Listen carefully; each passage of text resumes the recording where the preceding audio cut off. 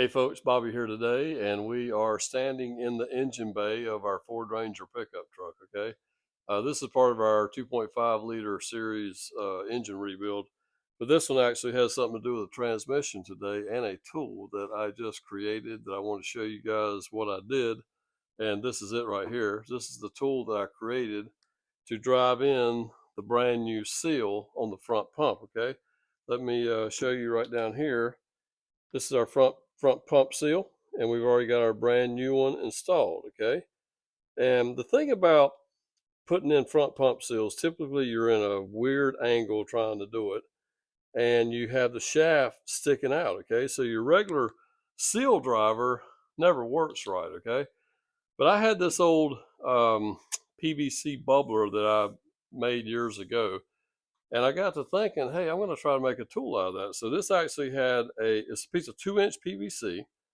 It had a cap on this end, and what I did was just cut off and left about a 1/2 inch here all the way around where I'd get this solid thickness here, okay? And then I put this right on top of it, and I took my hammer and tap, tap, tap, drove the seal right on in there. So I'm gonna show you right here, guys. You can see how this is the old seal, and it fits on there. It supports it good. It allows the shaft to run through the middle, and it's bigger than the diameter of this seal, and it may be bigger than the one you're doing as well. And that's a plus because that keeps you from driving the seal in too deep, okay, on your front pump. So guys, I just want to show you that right quick. Real easy tool that you can make. This is definitely going in my toolbox now. And the PVC is definitely strong enough because it doesn't take a whole lot of effort to drive a seal in, okay?